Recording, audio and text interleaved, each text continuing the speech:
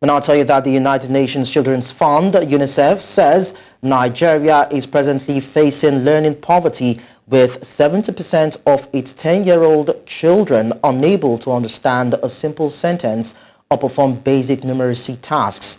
This has spurred educationists to emphasize the urgent need for Nigeria to prioritize education by propping up the school system to meet the requirements for a good foundational learning for all children. News Central's Omolola Ololade tells us more in this report. Education is the right of every child, but about 10 million Nigerian children are deprived of this, with little or nothing being done. For those of the children in the classroom, about 70% of the 10-year-olds lack foundational literacy and numeracy knowledge, according to UNICEF. The figures of out-of-school children and the teeming number of children in classrooms who cannot read and write put Nigeria on the verge of losing its next generation of leaders and professionals out of the Global Committee of Developed Nations.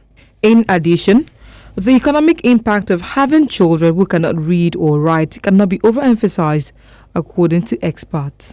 This has huge implication also for the economic situation of Nigeria, because if our children, despite the fact that they are able to access school, despite the fact that they are able to go to school, they are not learning, it means that there's a high risk of them dropping out, a high risk of them repeating classes, and in terms of the economic return for Nigeria as a nation, it is an issue. Owing to the staggering learning crisis in Nigeria, the country in the near future may not be able to produce the needed and prerequisite manpower to wheel the country to the desired global destination if necessary measures are not taken urgently.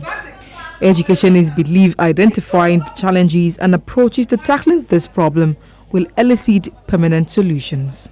We had to identify priority areas that we've sought, that we need help, whether technical help, financial help, support from the international agencies. We focused on curriculum, on the quality of instruction, on the actual materials, whether digital or print, that the children need, on how we can expand the language of instruction from only English that's in Edo State. What support can we get from international agencies to focus on other languages as language of instruction, as might be relevant in areas that are more interior. There is therefore an urgent foundational need both at the pre-primary and primary levels to step up the educational system by training teachers, providing quality school curriculum, good learning environment, among other requirements for creating good foundational learning. Omolola Ololade, reporting for News Central.